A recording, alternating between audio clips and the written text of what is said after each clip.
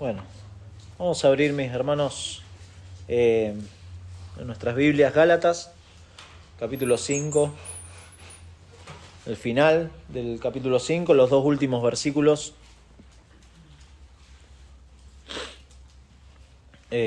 Versículo 25, vamos a leer hasta el capítulo 6, versículo 5 del capítulo 6.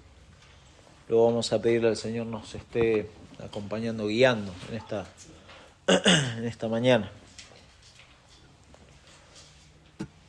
Versículo 25 dice: si vivimos por el Espíritu, andemos también por el Espíritu.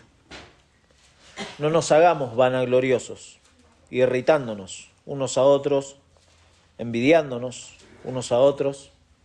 Hermanos, si alguno fuere sorprendido en alguna falta, vosotros que sois espirituales, restauradle con espíritu de mansedumbre, considerándote a ti mismo, no sea que tú también seas tentado. Sobrellevad los unos las cargas de los otros, y cumplid así la ley de Cristo. Porque el que se cree ser algo, no siendo nada, a sí mismo se engaña. Así que cada uno someta a prueba su propia obra, y entonces tendrá motivo de gloriarse solo respecto de sí mismo, y no en otro, porque cada uno llevará su propia carga. Padre Celestial, te damos muchas gracias de nuevo por la misericordia que has tenido sobre nosotros, al poder descansar en la noche, al poder despertar con nuevas fuerzas y poder venir y rendirte culto a ti juntos. Muchas gracias por tu palabra, porque es en ella en donde encontramos tu consejo y tu autoridad sobre nuestras vidas, y rogamos, Padre, que de esa manera obres en nuestros corazones. Señor, sabemos que hay corazones aquí que no te conocen, y también es el deseo nuestro que en arrepentimiento y fe ellos vengan a ti. Señor, te rogamos también eso, que tu palabra tenga cabida en ellos, Señor, que tu Espíritu Santo obre salvación en esas personas para que puedan ver a Cristo, Señor. Muéstrales a Cristo, te lo pedimos en el nombre de Jesús. Amén. Amén. Se considera que a finales del siglo XIX, ahí por el 1890 y pico, empezaron a publicarse lo que se conoce como historietas. Los chicos las conocen como cómics. Historieta era en nuestra época, los cómics. Y muy interesante, si usted se pone a buscar la historia de los cómics. Décadas después aparecieron lo que hoy se conoce como cómics, la revista, ¿no? Los libros de cómics. Y surgieron principalmente entre las dos guerras mundiales. Y de hecho es muy interesante, porque si usted conoce un poquito, o si ha visto, quizás no leyó cómics, pero ahora ve las películas de Marvel, y de hecho uno de los primeros surge en la guerra mundial.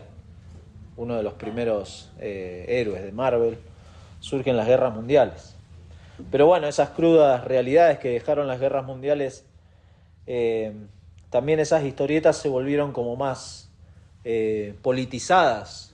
Incluso mucha filosofía popular se han tomado de las historietas. Y por ejemplo en Argentina surgió en la década del 60 un personaje que lo conoce la mayoría, Mafalda. Mafalda surgió en esa época, posguerra, ¿no? En la década del 60 más o menos. Y unas décadas antes de Mafalda, en Estados Unidos, surgió un personaje que se llamaba Snoopy. Algunos lo conocen. Snoopy era un perrito. Pero Snoopy tenía un amigo que se llamaba Charlie Brown. Otro Charlie. Charlie Brown. Y Charlie Brown, tanto Mafalda como Charlie Brown, eran publicaciones breves, pero que dejaban pensando al que lo veía, al lector. Lo dejaba pensando y mucho. Acá en Argentina después surgió Quino, Caloi, Fontana Rosa, Landru, Tabaré. Algunos lo habrá leído. A mí me encantaba leer las historietas y dejaban cosas muy interesantes. Charlie Brown tenía una amiga que se llamaba Lucy, y en una de esas historietas le pregunta, ¿por qué estamos aquí en la Tierra? Lucy le pregunta a Charlie, y Charlie le contesta, para ser felices a otros. Y en otro cuadro ella se queda pensando por un momento y pregunta, entonces, ¿para qué están los otros aquí?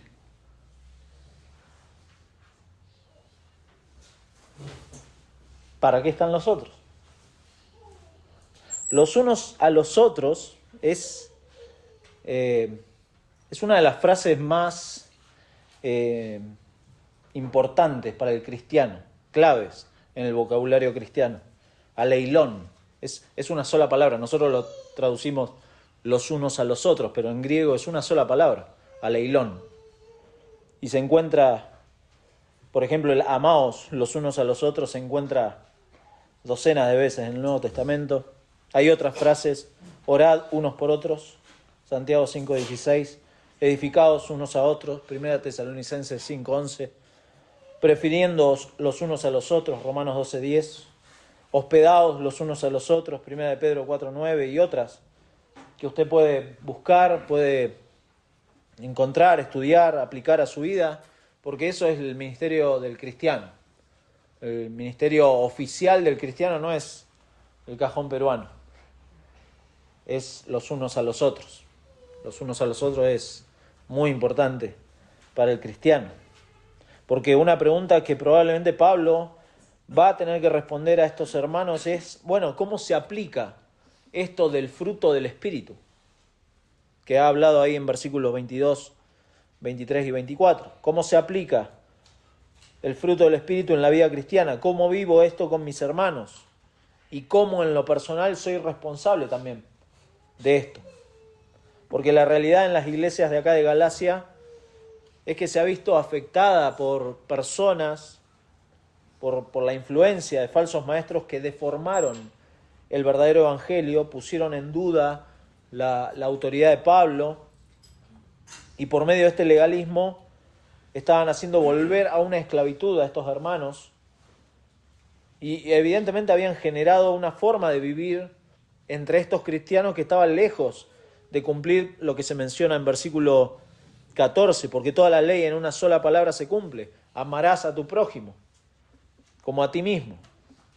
El andar en el Espíritu a fin de no alimentar y llevar adelante los deseos de la carne era algo que iba a marcar a los verdaderos creyentes, porque lo otro, y Pablo ahí lo menciona desde versículo 19, que es lo opuesto, es evidencia evidentemente de que esta gente no eran salvos, porque les dice, tales cosas, los que practican tales cosas no heredarán el reino de Dios. De manera práctica, los creyentes somos responsables los unos de los otros, pero, y a la vez, junto con eso, en lo personal, delante de Dios, soy responsable de mi andar. Fíjese las dos cosas. Somos responsables los unos de los otros, pero a la vez, como decimos en Argentina, me tengo que hacer cargo. Soy responsable también de mi andar con el Señor. Porque en esto de buscar vigilar, en el buen sentido, y restaurar al hermano que cae, acá hay un arma de doble filo si se hace en la carne, ¿se da cuenta? El que tiene carácter dominante se convierte en un policía. Y el que tiene un carácter sumiso se vuelve dependiente y no se hace cargo de sus decisiones. Esos son los dos extremos. Y ahí en medio puede poner un montón de otras cosas. Hay quienes son especialistas en observar errores ajenos. Siempre aparecen. Pero también hay gente cómoda e irresponsable que no se hace cargo de los pasos que tiene que dar para salir de esa falta. Por eso Pablo, de manera pastoral, les recuerda, si vivimos por el Espíritu, andemos también por el Espíritu. La idea del pasaje es esa: de manera práctica, los creyentes somos responsables los unos de los otros y a la vez responsables en lo personal delante de Dios de nuestro andar. Repito, de manera práctica los creyentes somos responsables los unos de los otros y a la vez responsables en lo personal delante de Dios de nuestro andar. Lo vamos a ver en tres breves partes. En primer lugar, andar en el Espíritu no me puede llevar a la arrogancia. Versículos 25 y 26. Andar en el Espíritu no me puede llevar a la arrogancia. En segundo lugar, andar en el Espíritu me lleva a cuidar a otros. Versículos 1 y 2 de capítulo 6. Y en tercer lugar, andar en el Espíritu me lleva a examinar mi andar. Versículos 3 al 5. Veamos, en primer lugar, andar en el Espíritu no me puede llevar a la arrogancia. El domingo pasado lo dijimos, esto de andar en el Espíritu es estar alineado a la voluntad de Dios reflejada en su palabra, que su palabra ha sido inspirada por el Espíritu Santo. Y de hecho afirmamos que los creyentes tienen el Espíritu Santo y por medio de él van a mostrar su fruto progresivamente. Esta fue la idea del domingo pasado. Dado que el Evangelio ha cambiado la condición, mi condición, ahora como creyente, y eso también, el sello del Espíritu garantiza mi herencia en el reino de Dios. Esto significa que el Espíritu Santo habita en el creyente, por medio de él tenemos vida. Entonces ese versículo 25 debería llevarnos a preguntar, ¿tengo vida por el Espíritu? Porque eso es lo que está planteando Pablo. Si vivimos por el Espíritu, andemos también por el Espíritu. Y el que lo leyó por primera vez dijo, debe haberse preguntado, ¿tengo vida? ¿Tengo vida en Cristo? ¿Soy un creyente verdadero? ¿O estoy jugando a ser cristiano? Si vivo por el Espíritu, tengo que andar por el Espíritu. En arrepentimiento y fe he corrido a la cruz. ¿Cuál es mi condición si hoy mismo tuviera que presentarme delante de Dios? ¿Cuál es mi condición? ¿Tengo vida en el Espíritu o estoy jugando a ser un cristiano? ¿Tiene nueva vida usted por la obra regeneradora de Dios por medio de su Espíritu? Y eso es glorioso, porque esta es entender la verdadera libertad del pecado, ¿no? Es reconocer que por la gracia de Dios usted puede acercarse por medio de Cristo a Dios, puede orar, puede cantarle, puede disfrutar de la comunión con los hermanos, puede leer la palabra, entender la palabra, vivir la palabra. Pero andar en el Espíritu no funciona en piloto automático. No es piloto automático, listo, ya el Señor ha hecho todo y ahora es piloto automático. ¿Por qué? Porque la batalla con la carne continúa. Y eso es lo que ha dicho Pablo en versículo 17. Porque el deseo de la carne es contra el Espíritu y el del Espíritu es contra la carne. Y estos se oponen entre sí para que no hagáis lo que quisierais. No es piloto automático. El creyente que disfruta de la vida nueva debe andar al compás. Esa es la frase, eso significa andar al compás del Espíritu, guiado por el Espíritu. Pablo se los va a decir a los colosenses en capítulo 1. Es precioso como ora Pablo por los hermanos, por la iglesia.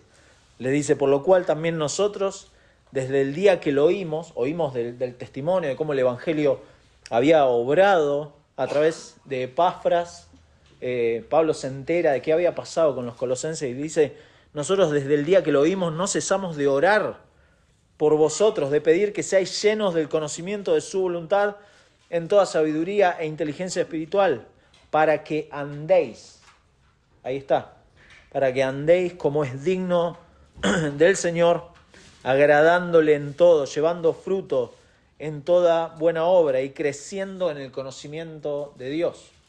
Esto no es piloto automático. De hecho, les va a decir más adelante, capítulo 2, versículo 6, por tanto, de la manera que habéis recibido al Señor Jesucristo, andad en Él. Andad en Él. ¿Cómo? Arraigados y sobreedificados en Él y confirmados en la fe, así como habéis sido enseñados, abundando en acciones de gracia. No es piloto automático, claro, hay que andar. Y frente a esto, no hay nada de lo que podamos jactarnos.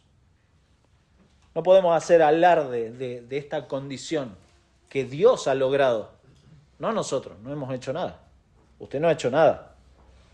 Porque muchas veces en esta búsqueda de crecimiento y de santidad, lamentablemente esto puede deformarse en arrogancia, en sentirnos orgullosos de justicia propia, lo cual es un pecado, es pecado que hace daño a uno y a otros. Por eso dice versículo 26, no nos hagamos vanagloriosos, irritándonos unos a otros, envidiándonos unos a otros. Que este falso orgullo, hermanos, no los lleve a afectar profundamente al resto de la iglesia. Cuidado. Si existe este tipo de irritación, si se está agraviando a otros, si hay ira, si hay frustración, evidentemente no se está andando al paso del Espíritu. Esto no tiene nada que ver. En cambio, si los creyentes sí se sirven en amor, a través del fruto del Espíritu, no van a dar lugar a esta envidia. No hay lugar para la envidia.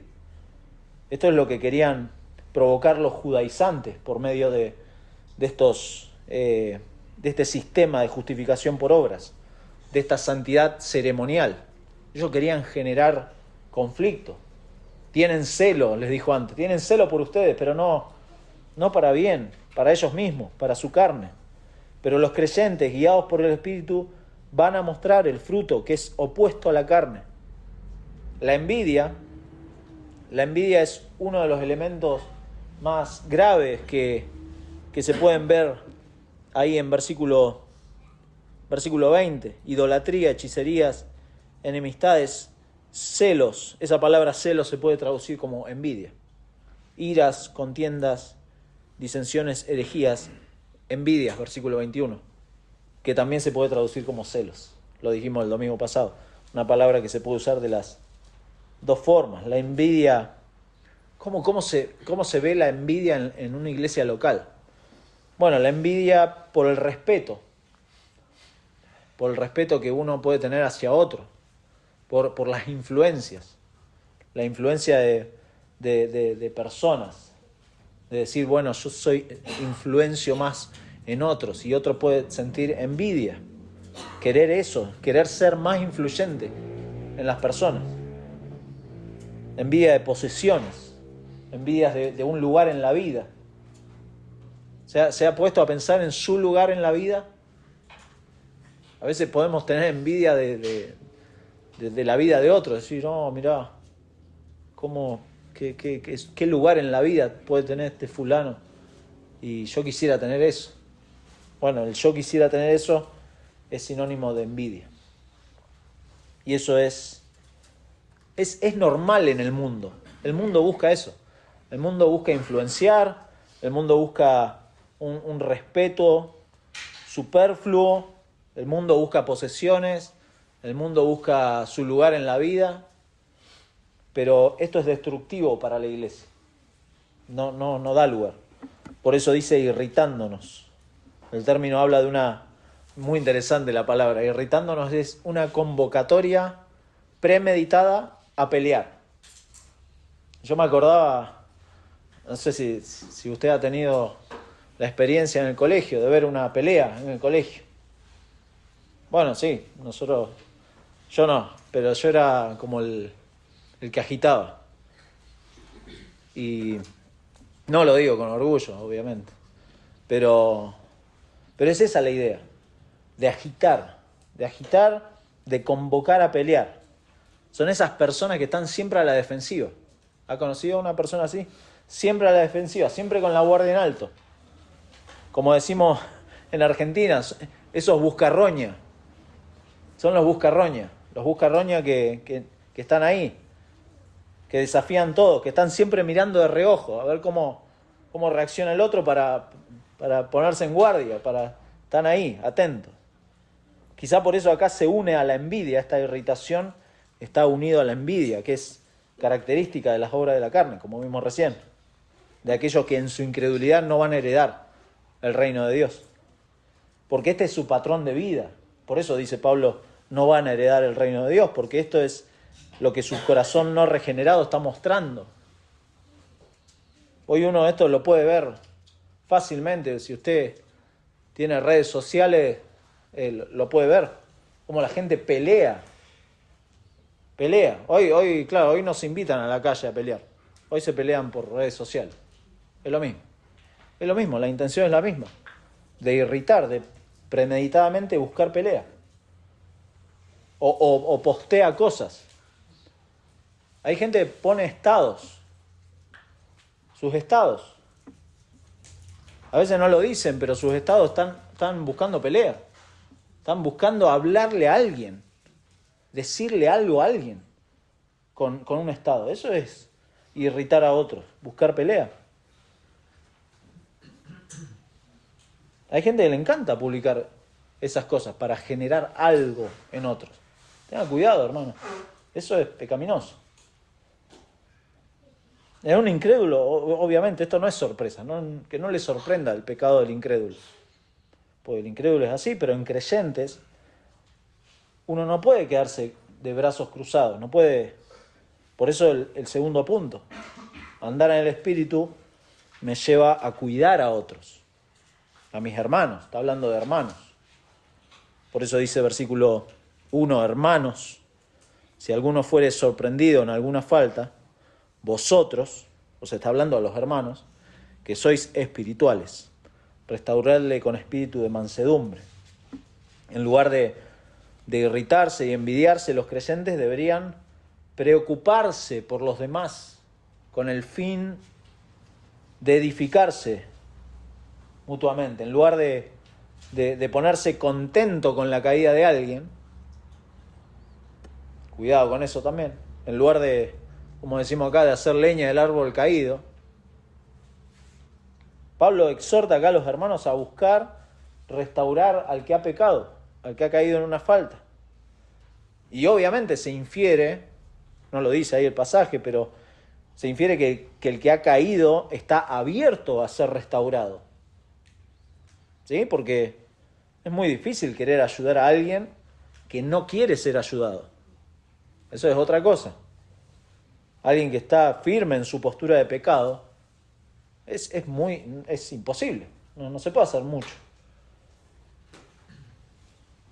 De ahí que en su sabiduría el Señor ha dejado. Vamos a leer un pasaje, es medio largo, son 22 versículos, pero trate de seguir la línea de cómo viene, porque nosotros tenemos Mateo 18, decimos Mateo 18 y enseguida sabemos de qué estamos hablando, o muchos pueden saber de qué estamos hablando, pero si usted ve todo el pasaje desde el versículo 1 hasta el versículo 22, va a ver la sabiduría del Señor en este precioso pasaje, Mateo 18.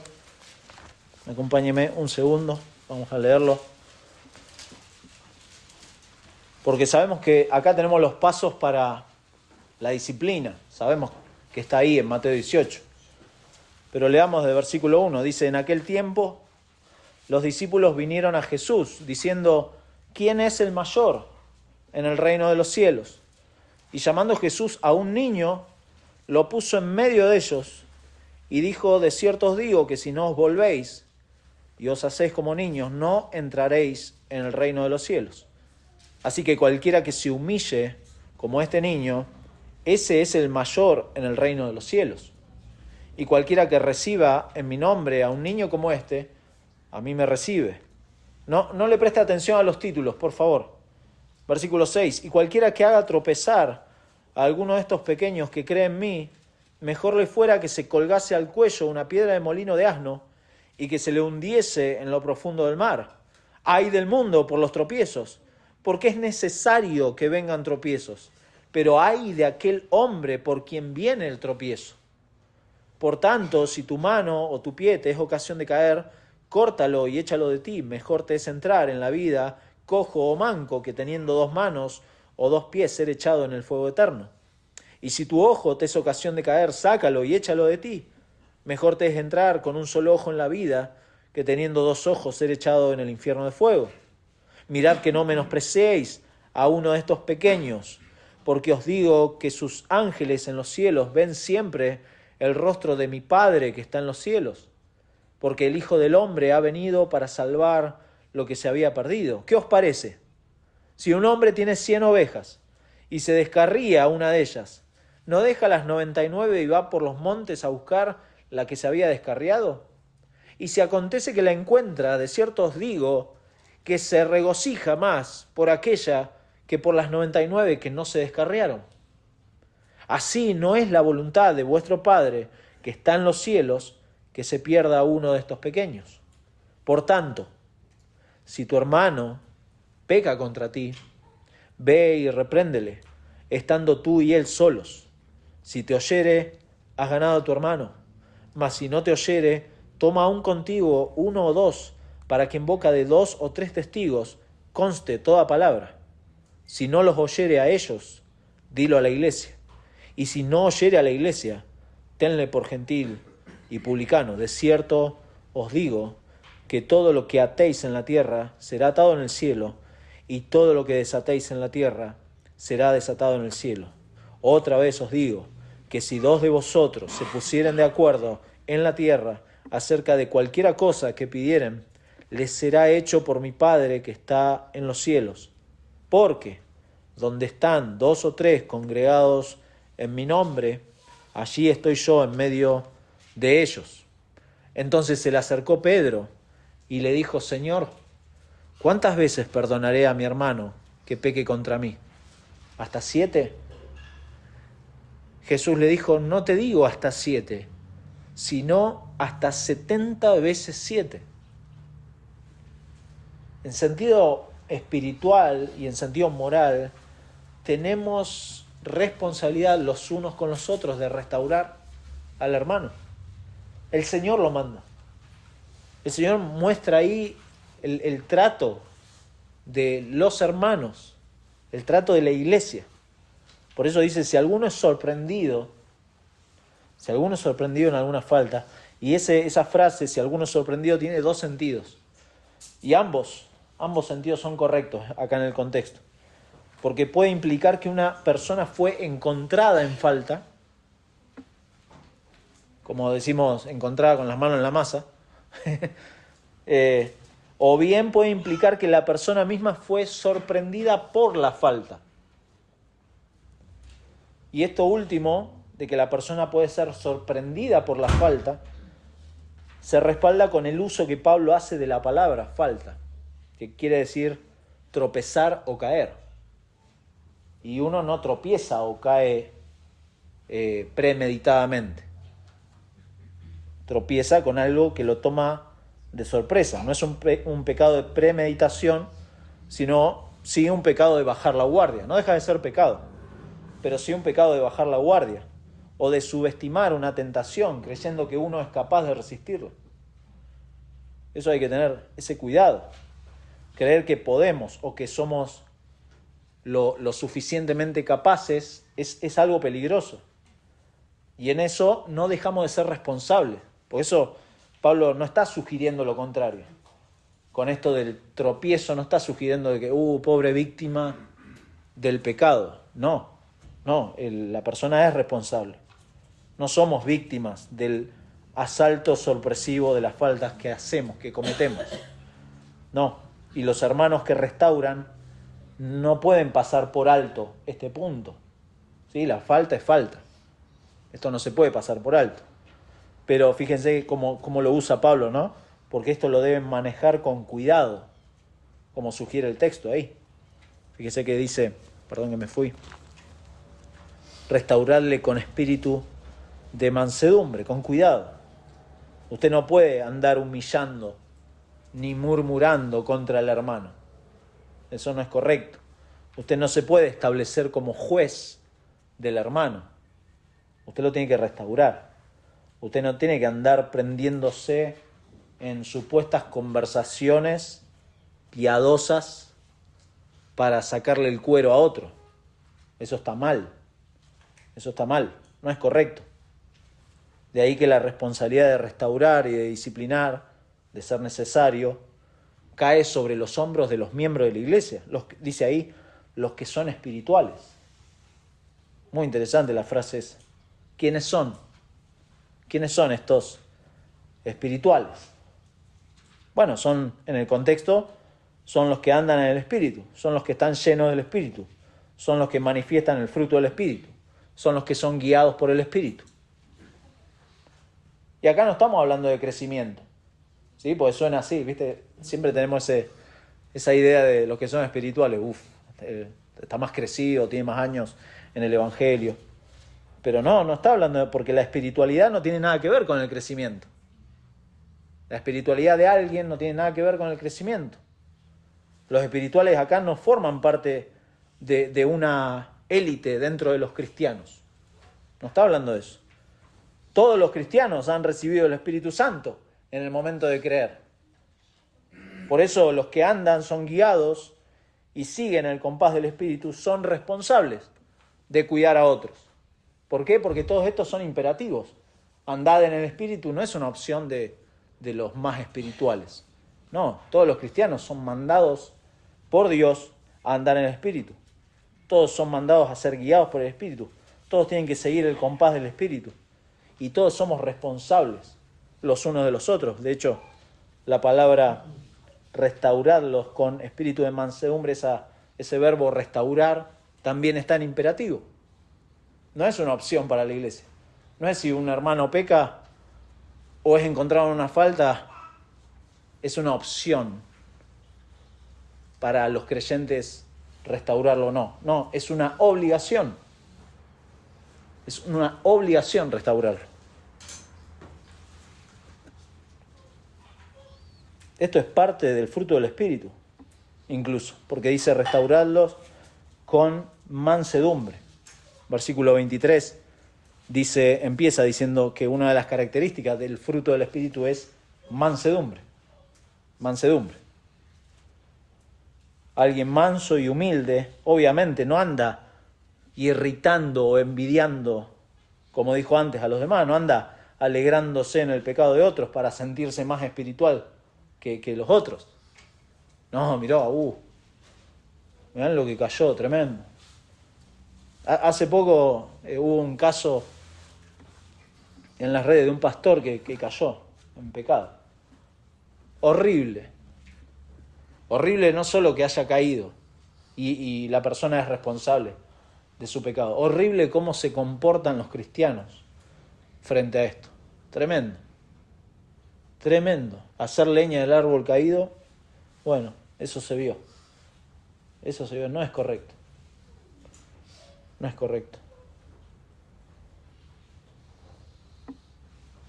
Y se piensan más espirituales. Al decir, mirá lo que pasó, tremendo. Y me voy subiendo, ¿viste? Inconscientemente me voy subiendo a un pedestal. Pero acá dice, restáurenlo con mansedumbre. Y agrega algo tremendo, también interesantísimo, considerándote a ti mismo. Claro, esta persona que es mansa también es alguien que se considera a sí mismo. Recuerda su propia fragilidad, se da cuenta de que también puede ser tentado de diferentes maneras, quizá no en la misma falta del hermano que está siendo restaurado, pero quizá en otras cosas. A veces uno no mira de esta forma. Hoy está restaurando a otro, quizá mañana necesite de sus hermanos para ser restaurado en otra cosa. Porque mi hermano, esto siempre lo decimos, es una guerra. No es un picnic, es una guerra. Y en la guerra, bueno, yo no he estado en ninguna guerra, pero bueno, los que están en las fuerzas saben que hay ciertas indicaciones.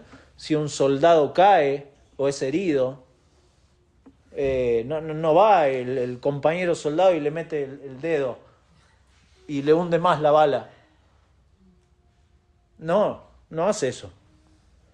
Lo cuida, se queda en las trincheras, lo restaura. ¿Para qué? Para seguir peleando. Pues si no, perdemos. Imagínese.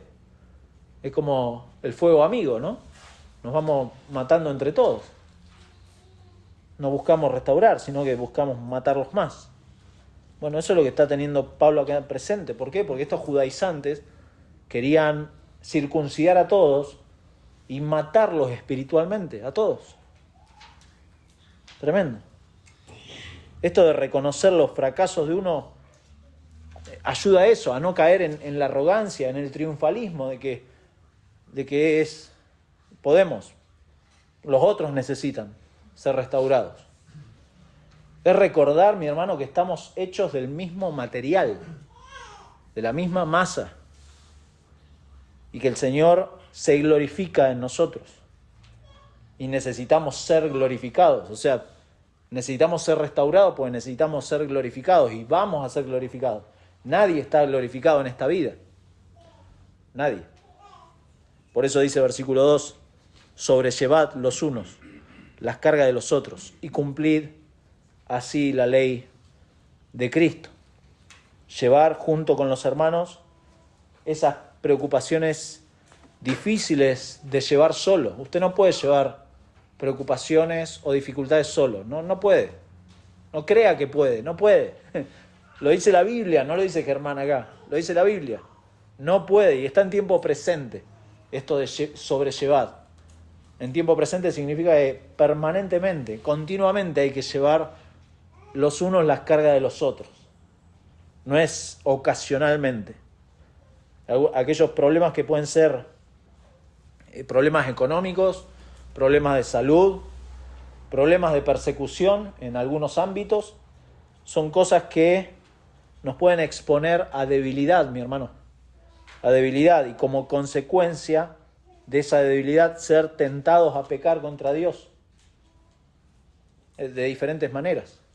¿Por qué pasa eso? Cuando un hermano está en debilidad o está en una crisis o está en dificultad y no puede ver claramente y espiritualmente, está expuesto a pecar. Está así. Y por eso necesita de sus hermanos, de sobrellevar los unos las cargas de los otros. Y en el contexto incluso pueden ser cargas que tientan al creyente a caer en falta, en la falta que ha sido restaurado incluso. Por eso habla de sobrellevar permanentemente. Pero cuidado acá, hay que hacer una pausa. Hay que tener un cuidado acá. Porque todos los cristianos somos llamados a obedecer a Dios. Todos los cristianos.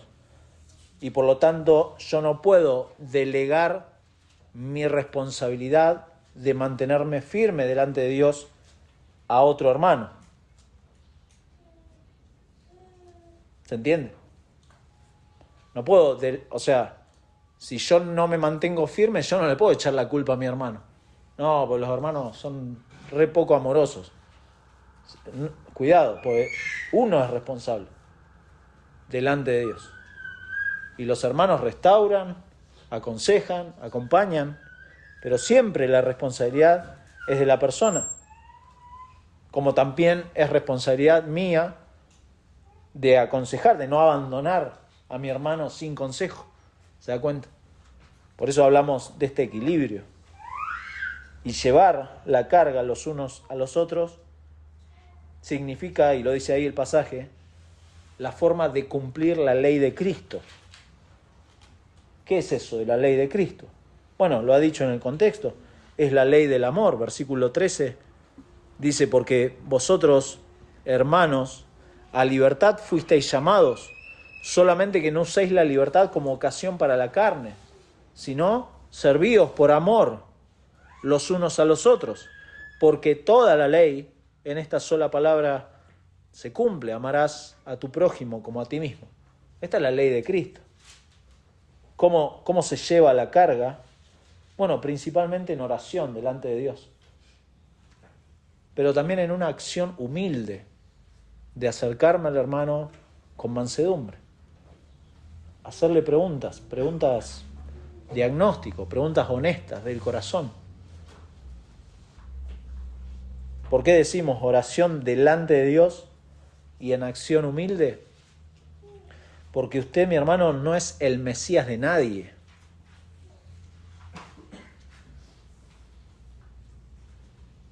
Nadie es el Mesías de nadie acá.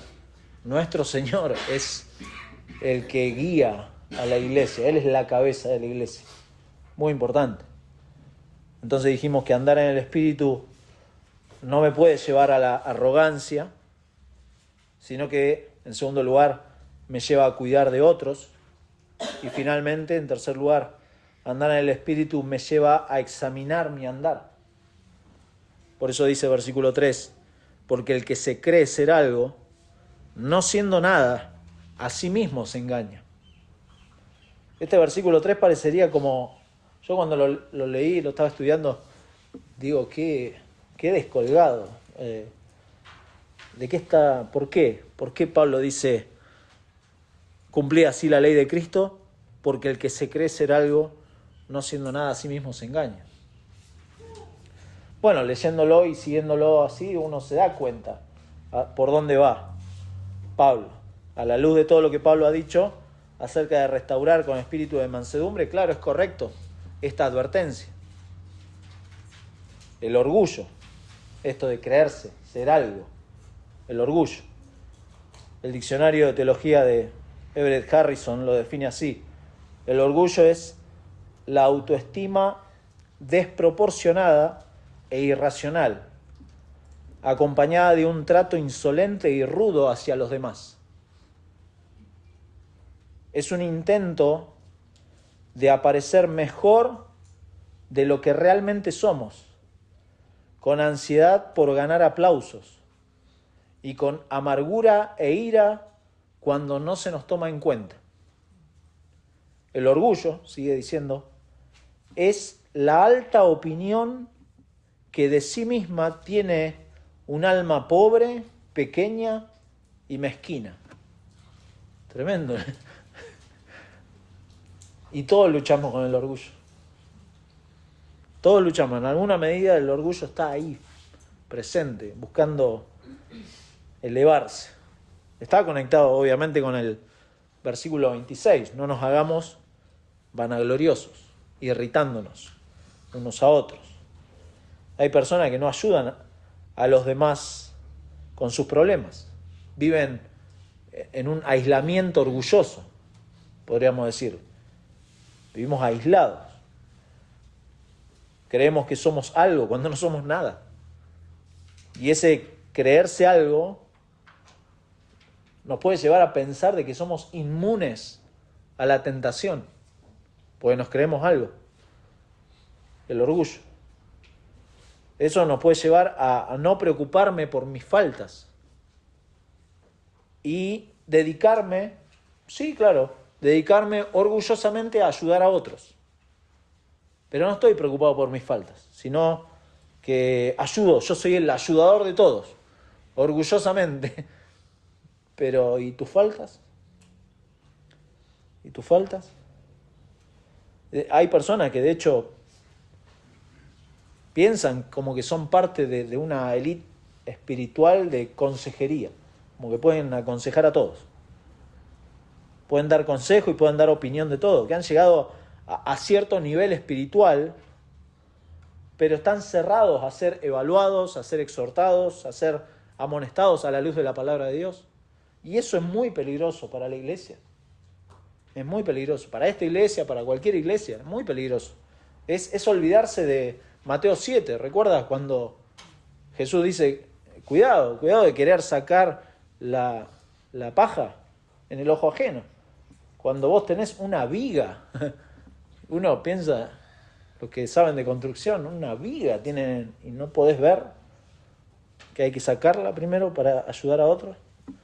Por eso el pasaje es precioso, pues realmente es increíblemente equilibrado. Pablo, inspirado por el Espíritu Santo, escribe esta carta, advierte a la iglesia de la desobediencia a la ley de Cristo, es decir, de incumplir con las demandas de los unos a los otros, que representa vivir en comunidad, ser parte de un cuerpo local, sobrellevar la carga de mis hermanos. Pero por otra parte, y acá está el equilibrio precioso, ¿no? Se ve en que acá los creyentes son responsables delante de Dios. Individualmente, el creyente es responsable delante de Dios de su vida. Es hacerse cargo de que uno es cristiano, entonces, si vivimos por el Espíritu, andemos también por el Espíritu. Precioso. Entonces lo lleva a considerar a Pablo la forma realista de esto. Fíjese versículos 4 y 5. Así que cada uno, individualmente, cada uno, someta a prueba su propia obra y entonces tendrá motivo de gloriarse solo respecto de sí mismo y no en otro, porque cada uno llevará su propia carga. Y ahora vamos a explicar eso, porque parece que Pablo acá está como volviendo para atrás, como que, ¿qué pasa? ¿No nos teníamos que llevar la carga los unos a los otros? Y ahora cada uno tiene que hacerse cargo. No entiendo, Pablo. Sí, yo dije eso. Pero Pablo se enfoca en lo que dijimos en la idea del pasaje. De manera práctica, los creyentes somos responsables los unos de los otros y a la vez responsables en lo personal delante de Dios de nuestro andar. Eso segundo es lo que se enfoca Pablo acá. ¿Usted se ha hecho un examen de su vida delante de Dios alguna vez? Porque esa es la responsabilidad de los cristianos, examinarse delante de Dios. Estar seguro de que las actitudes, los pensamientos, todo lo que hago es correcto delante de Dios. Eso es examinarse, es analizar y frente a ese examen, una frase que encontré es quedar satisfecho por lo descubierto. Y quiero explicar eso, porque puede sonar a que, bueno, quedar satisfecho y nada más. Porque ese es el sentido de la frase motivo de gloriarse solo respecto de sí mismo. Es evaluarse delante de Dios, es ser agradecido por la obra de Dios en uno, es confesión si hay pecado, es diligencia en las cosas que hay que cambiar andando en el Espíritu. Entonces, si uno se analiza, uno tiene que quedar satisfecho de que ha descubierto que delante de Dios no están todas las cosas bien. Y entonces estoy satisfecho porque Dios a la luz de su palabra me muestra las cosas que tengo que cambiar. Entonces uno tiene motivo de gloriarse en lo que Dios ha hecho en su vida, de lo que Dios le está mostrando en su vida. Pero nunca, mi hermano, es atribuirse méritos por lo que Dios ha hecho en otros. Usted pudo haber sido un medio que Dios ha usado para la vida de otros, pero nunca es el agente de cambio. Es Dios el agente de cambio y por eso uno se tiene que gloriar en lo que Dios está haciendo en su vida, haciendo un análisis honesto, de corazón, delante de Dios, de cómo están las cosas, delante de Dios. Porque cada uno es responsable de su comportamiento delante de Dios. Cada uno, por eso dice versículo 5, cada uno llevará su propia carga. Si bien es obligación llevar la carga los unos de los otros en esta vida hasta que el Señor venga a buscar a la iglesia, esto es responsabilidad de la iglesia, en aquel día de gloria, cuando el Señor vuelva, uno va a ser responsable delante de Dios. Ese es el sentido de la frase. La palabra carga, incluso que se usa en versículo 2 y en versículo 5, son dos palabras diferentes. Porque uno es la responsabilidad como iglesia y la otra es responsabilidad personal delante de Dios en aquel día de gloria. De hecho, hoy somos responsables delante de Dios, porque todos los días estamos delante de nuestro Dios. Todos los días.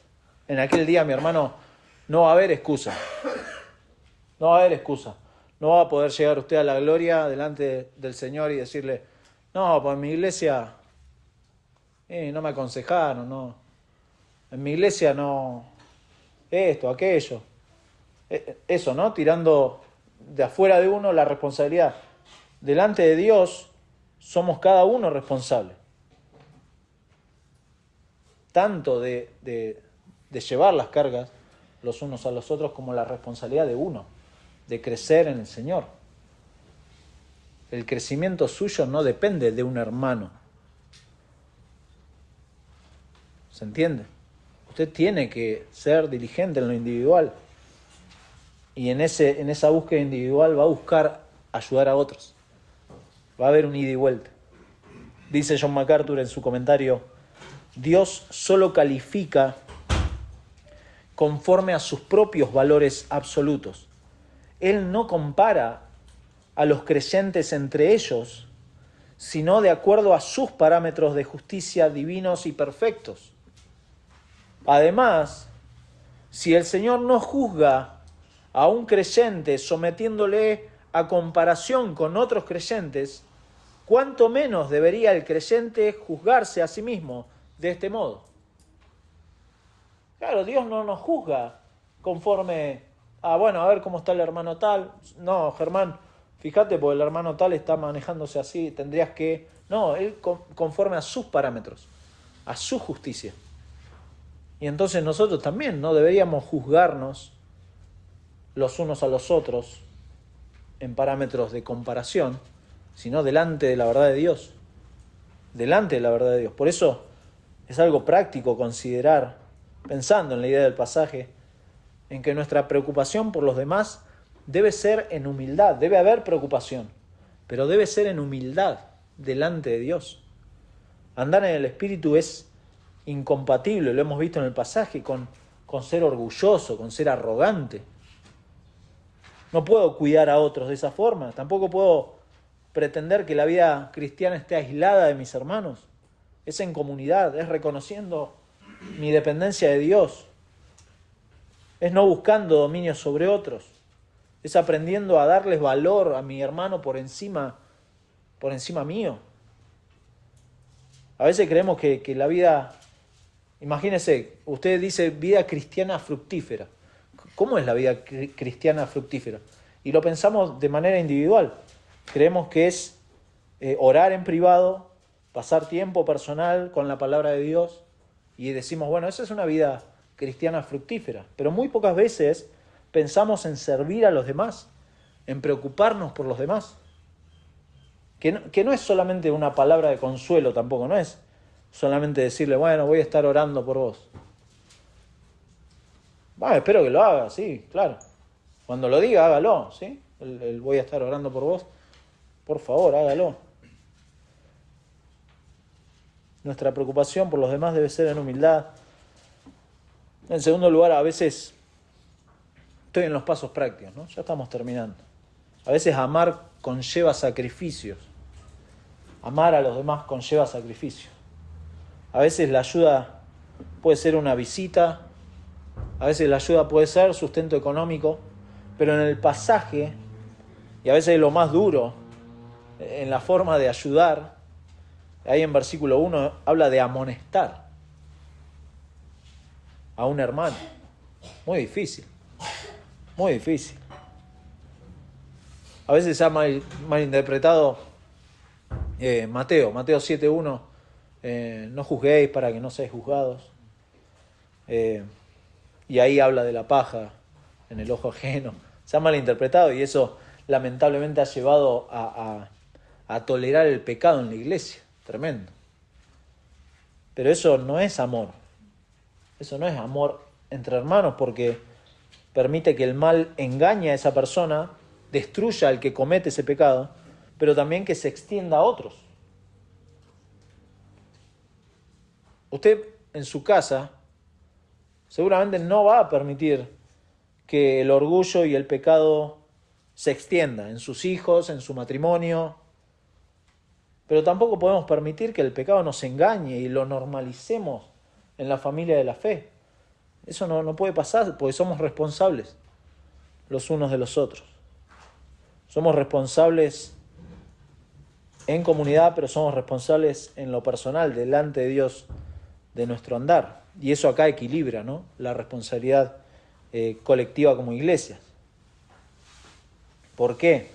¿Por qué hace esto Pablo? Porque evidentemente en este afán de ayudar y ser ayudados, a veces podemos identificarnos como víctimas, victimizarnos y negarnos a rendir cuentas por nuestro comportamiento. Vamos a ser evaluados delante del trono de Dios conforme a la responsabilidad en esta vida. Vamos a llevar nuestra propia carga de responsabilidad delante del Señor. Entonces cada uno es responsable.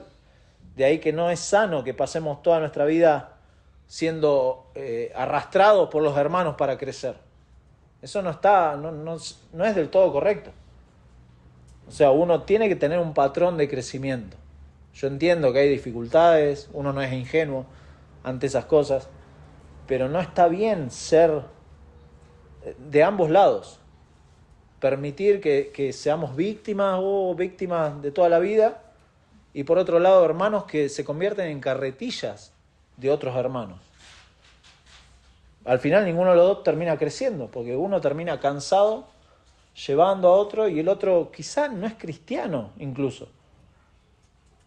Porque si a una persona de toda la vida hay que arrastrarlo para ir a la iglesia, arrastrarlo para leer la palabra, arrastrarlo para orar, es muy posible que no sea un creyente. ¿Se da cuenta? Y es responsabilidad, claro, de la iglesia, pero cada uno es responsable delante del Señor. Usted no puede depender de manera no sana, quiero hacer como un subrayado ahí, depender de manera no sana de los hermanos. Cada uno es responsable de sus decisiones. Usted debe recibir consejo, debe ser ayudado, pero la decisión y la responsabilidad final es de la persona delante de Dios. El llevar la carga los unos con los otros habla de ayuda, pero no de hacer todo por usted. Eso cuidado también, pues usted no tiene que hacer todo por el hermano. Usted tiene que ayudarlo a ese hermano a que lo hagan juntos, a que lleven la carga juntos, no hacer todo, ¿se entiende? Por ejemplo, no está bien, me meto en la parte familiar, no está bien que mamá, papá le haga todo a sus hijos. No está bien que le haga todo, a ver si se entiende. Por ejemplo, que el hijo se tiene que hacer responsable de sus decisiones. De eso se trata la independencia, la madurez, el crecimiento. Y quizás hemos tenido padres en que nos hacían todo. Y después llegamos a la adultez y nos sentimos inútiles porque no podemos hacer nada.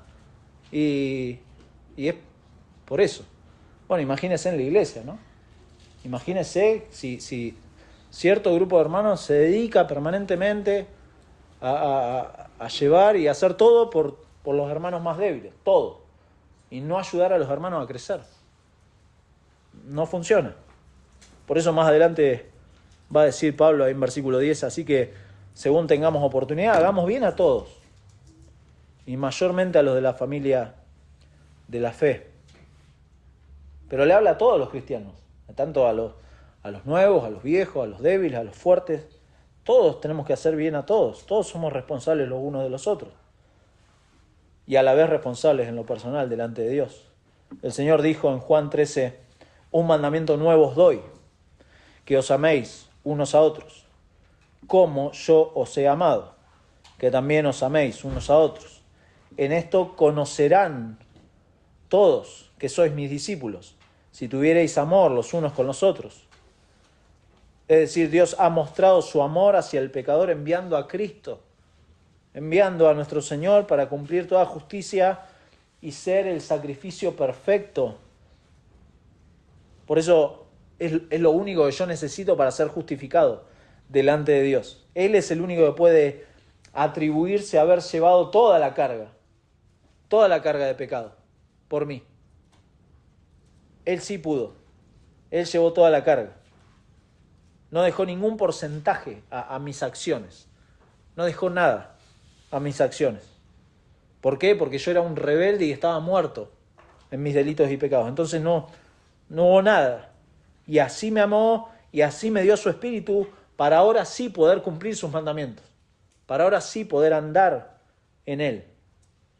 Por eso la dificultad y la imposibilidad de llevar la carga de los otros y a la vez la imposibilidad de hacernos cargo y responsable de lo nuestro, seguir con patrones de vida carnales, seguir con mi orgullo, seguir con envidia, seguir con vanagloria creerme que soy algo, no siendo nada, seguir con estas obras manifiestas de la carne, deberían hacerme preguntar, ¿el amor de Cristo es lo que me mueve?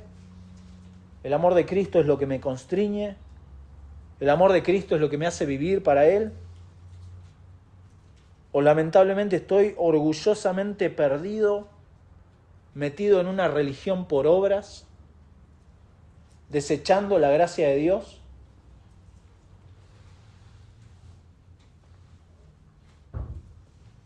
Es precioso cómo Pablo advierte, pastorea, cuida a la iglesia, a estos hermanos. Piensa en el contexto, ¿no? En esta gente, estos judaizantes que estaban matándolos espiritualmente a esta gente. Y él le dice, hermanos, restáurense, considérense cada uno a sí mismo, llévense la carga los unos a los otros. No se crean gran cosa, no se crean algo, siendo nada. Examínense delante de Dios. Examínense porque cada uno, finalmente, cada uno va a llevar su propia carga delante del Señor. Si vivimos por el Espíritu, entonces andemos también por el Espíritu. Vamos a orar. Señor, Padre Celestial, muchas gracias por tu palabra, porque es un espejo que nos muestra realmente lo que somos, lo que hay en nuestra vida. Señor, gracias por